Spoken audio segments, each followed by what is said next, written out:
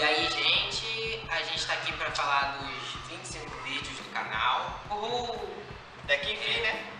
Finalmente o canal que chegou a 25 vídeos, né? Porque todos os outros não chegavam a 25, né? Não, a gente já fez 3 canais. Foi o Mr. Pedro Gamer, que foi só o meu, Connect 2 Gamers e o Gamer Não Views.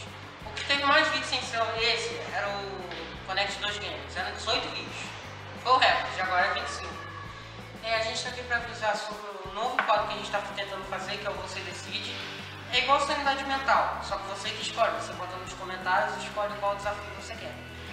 E acho que eu tô tentando, vou pensar em fazer um vlogzinho, não agora, mas daqui um mês ou 2, eu tô pensando. Deixem suas opiniões sobre isso, tá, gente? Não sei. Aqui nos comentários também. Só não vai botar desafio muito estranho não, tá? A gente queria falar também que no canal, muita gente saiu, muita gente entrou, tem gente que vai entrar também. Por exemplo, câmera, dá um oi aí. Não. Só aparece. Só aparece, vira a câmera. Oi. E assustou todo mundo. Esse aí é o Anderson, ele entrou pro canal agora. Eu já estava no canal. Não tava não. Tava não. Eu já estava, só que eu nunca apareci. Não, tá. Vai ferrar. Tá. Ele viu os vídeos, nossa. Por exemplo, quem Você saiu? sempre me chamava. Maurílio, há muito tempo. Há muito tempo mesmo. O Medeiros, que é um moleque chato pra caralho, ele nunca viu com a cara dele. O Mano ele nem conhece, ele era de uns vídeos que nem tava no canal ainda. Quem mais saiu? O Caio também, ele já deixou o YouTube pra lá. Mas ele ainda fala com a gente, mais ou menos.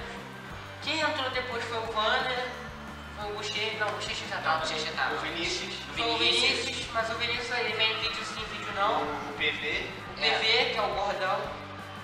O Gabriel tá. Acho Gabriel é desde o início. os Gabriel é veteranos desde é eu, o Matheus e o Gabriel. E o Humberto. Humberto. Ele não fala, não? Então. Quê? Ele não fala não. Não, Gabriel, fala aí. O Humberto toda vez que vem só quer gravar.